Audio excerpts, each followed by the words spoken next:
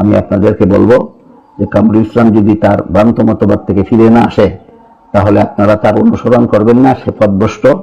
আপনারা কেউ আমার ছেলে মনে করে যদি পথভ্রষ্ট হওয়া সত্ত্বেও তার অনুসরণ করেন, আপনারাও পথভ্রষ্ট হবেন। এই জন্য আপনারা দায়ী থাকবেন, যে পথভ্রষ্ট করবে সে দায়ী থাকবে, এর কোনো দায়ভার আমার উপর বর্তাবে না। তো আল্লাহ কোথায় আছেন? সর্বত্র। আল্লাহ কোথায়? এই আকীদার ব্যাপারে যদি আপনাদেরকে জিজ্ঞেস করি, শুধু আবু হানিফা নয়, 4 ইমামের মুত্তাফাক আকীদা, আল্লাহ সত্তাগতভাবে আরশে। সত্তাগতভাবে কোথায়? আরশে। 4 ইমামের সবার মুত্তাফাক রায়, সমন্বিত রায় এটা। ইমাম মালিকের তো প্রসিদ্ধ কাউল, আল ইস্তিওয়া মা'লুমুন ওয়াল কাইফু মাজহুলুন ওয়াস সুআলু আনহু বিদআহ। আল্লাহ যে আরশে বিদ্যমান রয়েছেন সত্তাগতভাবে, এটা একদম জানাশোনা কথা, এটার উপরে আমাদের ঈমান। কাইফিয়ত, কিভাবে আল্লাহ বসেছেন না শুয়েছেন না দাঁড়াইছেন, এই কথা জিজ্ঞেস করা গোমরাহি। কে বলেছেন? ইমাম মালিক। আবু হানিফার ফাতাওয়া তো আরো কঠিন। মাইয়াকুল আইনাল্লাহু লা আ'লাম ফাকাদ কাফার। আবু হানিফার ফাতাওয়ার সার অংশ কথা। আবু হানিফা বলেন, যে ব্যক্তি বলবে আল্লাহ কোথায় আমি জানি না, হে কুফরি করছে। কেন? আল্লাহ নিজে বলছেন আল্লাহ আরশে। তাহলে আইন আল্লাহ এর মাসালায় আল্লাহ কোথায়, এর মাসালায় সালাফদের আকীদা, আবু হানিফার আকীদা, সাহাবায়ে কেরামের আকীদা, রাসূলের আকীদা, কোরআন সুন্নাত খায়রুল কুরুনের সবার আকীদা তো এক ছিল। ছিল কি ছিল না? আজকে এসে আপনি ভিন্ন মত পোষণ করেছেন, কিন্তু নিজের ভিন্ন মতটাকে টিকানোর জন্য যারা সালাফের আকীদাকে ধরে রেখেছে তাদেরকে এসে আহলে হাদিস বলে ছুরি মারতেছেন। কোন ইসলামের শিক্ষা নিয়ে করতেছেন আপনি? আহলে হাদিস হয়ে গেছে। আমার আশঙ্কা হয় সে বর্তমান সময়ের চরম ফিতনাওয়াজ লামাযাবিদের খপ্পরে পরে বলেছে। আহলে হাদিস হয়ে গেছে। শুনেননি অনেক সময় অনেকে? এই লোকগুলোরে আমি সরাসরি কিছু বলতে চাই না, মালিকের কাছে বলে রাখছি, মালিক হাসরের মাঠে এরা যেন আমার সামনে দাঁড়ায় জবাব না দিয়ে জান্নাতের পথে পা না বাড়াইতে পারে। কারণ এটা ডাহা-মিথ্যা একটা অপবাদ। একজন মানুষ মুমিন মুসলমান, তার ব্যাপারে একটা দোষের বিবরণ যাচাই বাছাই না কইরা শূন্যেই কফি করতে থাকা কত নম্বর স্তরের জঘন্য অপরাধ সমাজের মুসলমান জানে না। কুরআন হাদিসের যত স্থানে আল্লাহ কোন স্থানে আছেন বলে উল্লেখ করা হয়েছে, যেমন কোথাও বলা হয়েছে সমস্ত লোকের সাথে সাথে দেখেন, কোথাও বলা হয়েছে 3 জন মানুষের সমাবেশে আল্লাহ থাকেন, কোথাও বলা হয়েছে 5 জন মানুষের সমাবেশে আল্লাহ থাকেন। এমনকি এক পর্যায়ে আল্লাহ বলেছেন ওমা কুন্না গায়বিন, আমি কোথাও অনুপস্থিত নই। তেমনি ভাবে হাদিস শরীফে আল্লাহ রাসূল বলেছেন ইন্নাকুম লা তাদউনা আসাম্মা ওয়ালা গায়বা, তোমরা যার কাছে দোয়া করো তিনি বধির নন, তিনি অনুপস্থিত নন। এই যে এই সমস্ত নুসুস কোরআন হাদিসের এই সমস্ত বাক্যে যে আল্লাহ অমুকখানে তমুকখানে আছেন বলা হয়েছে, এর মর্ম হলো আল্লাহ গুণগতভাবে সর্বত্র আছেন। জগতে এমন কোন স্থান নাই যেখানে আল্লাহ গুণগতভাবে নাই। সুতরাং আমার বক্তব্যে এবং কোরআন হাদিসে যেখানে যেখানেই আল্লাহর সাথে কোনো স্থানের উল্লেখ করা হয়েছে, সেখানে উদ্দেশ্য হলো আহলে সুন্নাত ওয়াল জামাতের স্থিরকৃত সিদ্ধান্ত মতে সে সমস্ত ক্ষেত্রে উদ্দেশ্য হলো আল্লাহ গুণগতভাবে সর্বত্র বিরাজমান। আর আমি আমার যে বক্তব্যে বলেছি যে আল্লাহ কোন স্থানে অবস্থান করেন না, এই ব্যাপারেও আহলে সুন্নাত ওয়াল জামাতের পরিষ্কার সিদ্ধান্ত আছে। সেটা হলো আল্লাহ সত্তাগতভাবে কোন স্থানে অবস্থান করেন না। আল্লাহ স্থান সমূহ সৃষ্টি করার আগে যেমন ভাবে স্থান ছাড়াই বিদ্যমান ছিলেন, সমস্ত জগৎ সমস্ত স্থান সৃষ্টি করার পরও আল্লাহ ঠিক তেমনি ভাবে স্থান ছাড়াই বিদ্যমান থাকেন। সুতরাং এখানে দুটি কথা পরিষ্কার, এখানে সিদ্ধান্তহীনতার কিছু নাই। একটা হলো আল্লাহ গুণগতভাবে সর্বত্র বিরাজমান, আর একটা হলো আল্লাহ সত্তাগতভাবে কোনো স্থানে অবস্থান করেন না। একটারে আরেকটার সাথে একাকার করে দিলে বিভ্রান্তির সৃষ্টি হবে। আপনার সন্তান মাওলানা কামরুল ইসলাম উলিপুরি ভাই, তার একটা বক্তব্য হচ্ছে যে আল্লাহ তাআলা আরশের উপর আছেন, সত্তাগতভাবে তিনি আরশের উপর আছেন। তো এই বিষয়ের মধ্যে অনেকে অস্পষ্টতার মধ্যে থাকে যে আপনার আকীদা এটা কিনা, অথবা আপনি তার সম্পর্কে কি বলতে চাচ্ছেন, বা তার আকীদাটাকে আপনি সমর্থন করেন কিনা, এই বিষয়ে যদি হুজুর একটু বলতেন। আমার ছেলে যদি কোনো বক্তব্যে বলে থাকে যে আল্লাহ সত্তাগতভাবে কোন স্থানে অথবা আরশে আছেন, আল্লাহ সত্তাগতভাবে আরশে, সত্তাগতভাবে কোথায়? আরশে। আমার ছেলে যদি কোনো বক্তব্যে বলে থাকে যে আল্লাহ সত্তাগতভাবে কোন স্থানে অথবা আরশে আছেন, তাহলে আমার আশঙ্কা হয় সে বর্তমান সময়ের চরম ফিতনাওয়াজ লামাজাবিদের খপ্পরে পরে বলেছে।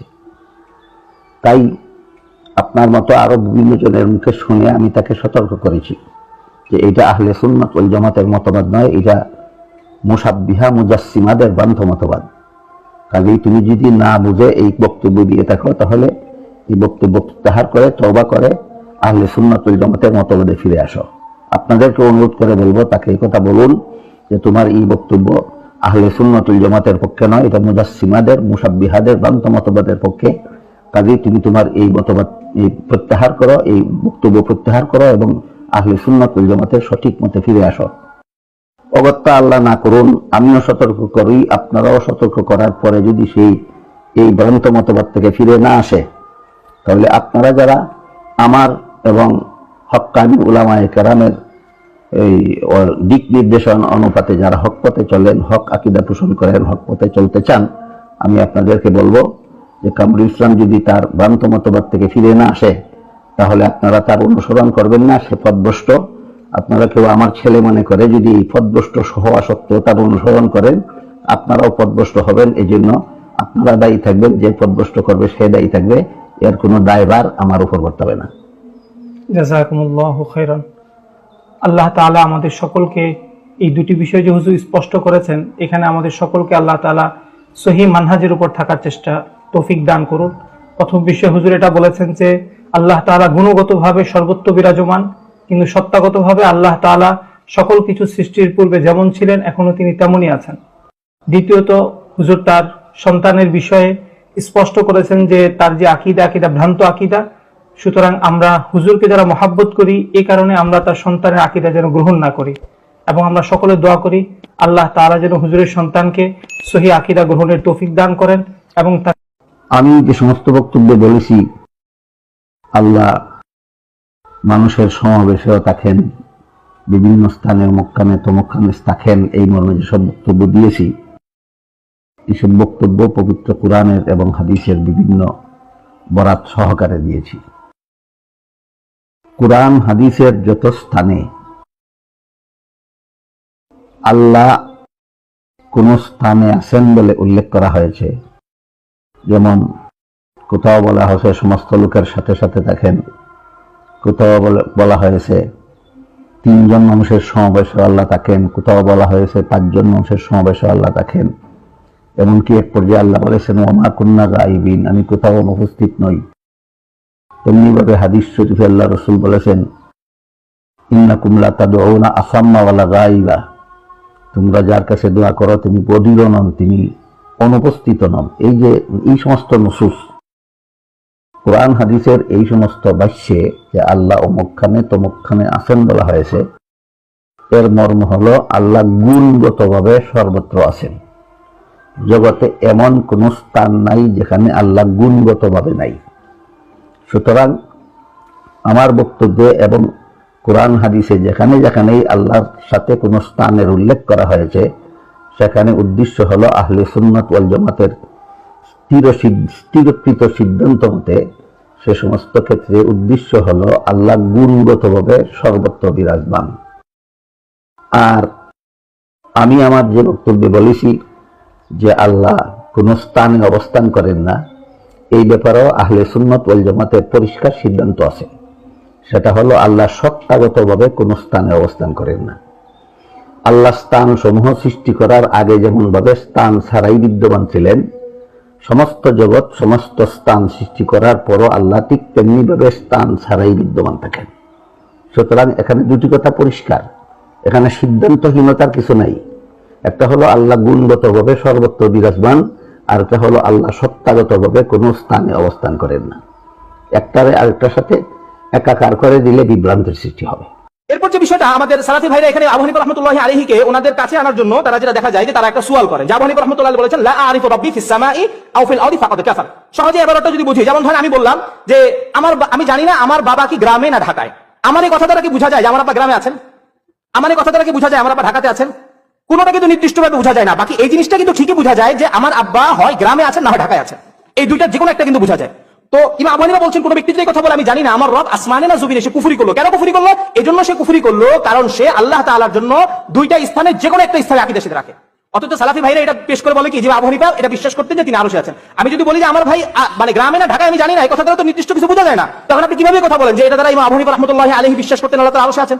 এরপর আবু হানিফা আরো স্পষ্ট করছেন, উনি বলছেন ওয়াকাদা মান ক্বালা ইন্নাহু আলাল আরশি, অনুরূপভাবে যে ব্যক্তি একথা বলবে যে আল্লাহ তাআলা আরশে আছেন সেও কুফরি করলো। কারণ একজন মানুষ তার আকল অনুযায়ী আল্লাহ তাআলার জন্য তিনটা জিনিস সাব্যস্ত করতে পারে। সে হয় বলবে জমিনে আছে, না হয় বলবে আসমানে আছে, না হয় বলবে সে আরশের উপর আছে। এই তিনটার বাইরে তার পক্ষে যাওয়া সম্ভব না। বাকি আপনি এই তিনটার যেটাই বলেন না কেন, আরশ বললেও মাকান সাব্যস্ত হয়, জমিন বললেও মাকান সাব্যস্ত হয়। অনুরূপভাবে আপনি যদি আল্লাহ তাআলার জন্য আসমান সাব্যস্ত করেন তাও মাকান সাব্যস্ত হয়। আর এই তিনটা জিনিস সৃষ্টির পূর্বে আল্লাহ তাআলা ছিলেন, সুতরাং আল্লাহ তাআলার জন্য মাকান সাব্যস্ত করার কোনো সুযোগ নেই।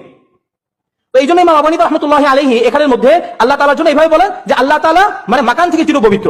তো ইমাম তাহাবী রাহমাতুল্লাহি আলাইহির আকীদাতুত তাহাবিয়া সম্পর্কে আমরা সকলেই জানি, সেখানে তিনি ভূমিকার মধ্যে স্পষ্ট আকারে দাবি করেছেন যে আমি এখানে ইমাম আবু হানিফা রাহমাতুল্লাহি আলাইহির আকীদাটা উল্লেখ করব। কিন্তু দেখেন ইমাম তাহাবী রাহমাতুল্লাহি আলাইহি কিতাবের মধ্যে কোথাও এই কথাটা বলে নাই যে ইমাম আবু হানিফা বলেছেন ইন্নাল্লাহা আলাল আরশি, যে আল্লাহ তাআলা আরশের উপর আছেন। এই কথা ইমাম আবু হানিফা কি করেননি? বলেননি। বরঞ্চ তিনি এইভাবে বলেছেন যে তাআলা আলিল হুদুদি ওয়াল গায়াত, আল্লাহ তাআলা বিভিন্ন সীমা পরিসীমা থেকে চির পবিত্র। অর্থাৎ যে কথাটা ইমাম আবু হানিফা রাহমাতুল্লাহি আলাইহি বলেছেন যে আল্লাহ তাআলার জন্য মাকান সাব্যস্ত করা যাবে না, উনি কথাটাই বলেছেন যে ছয়টা দিকের কোন দিক আল্লাহ তাআলা এখানে থাকতে পারেন না। আল্লাহ তাআলা বিভিন্ন মাকান, বিভিন্ন জামান, এই সব কিছু থেকে তিনি কি চির পবিত্র।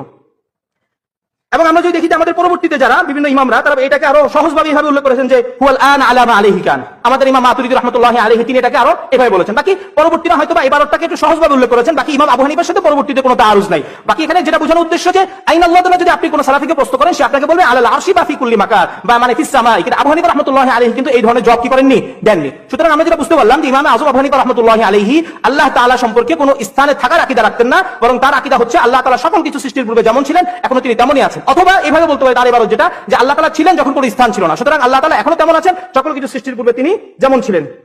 সর্বশেষ একটা এবারত দিয়ে আমি শেষ করি যে আমাদের এই যে আত-তামহিদ লিকাওয়াইদ তাওহীদ, আমাদের মাতুরিদি আকীদার বা হানাফি আকীদার প্রসিদ্ধ একটি কিতাব। এখানের মধ্যে দেখেন উনি স্পষ্ট আকারে লিখেছেন যে ওয়াকালা কাসীরু মিনান নাস কাল ইয়াহুদ ওয়াল মুজাসসিমা ওয়াল কাররামিয়া ওয়া গুলাত রাওয়াফিদ ইন্নাল্লাহা তাআলা মুতামাক্কিনুন ফিল আরশি। অর্থাৎ আল্লাহ তাআলা আরশে আছেন, এটা হচ্ছে ইহুদি, কট্টর শিয়া, দেহবাদী ওদের আকীদা। এটা আমাদের আহলুস সুন্নাহ ওয়াল জামাতের কি আকীদা না, এবং এটা মোটেও ইমাম আযম আবু হানিফা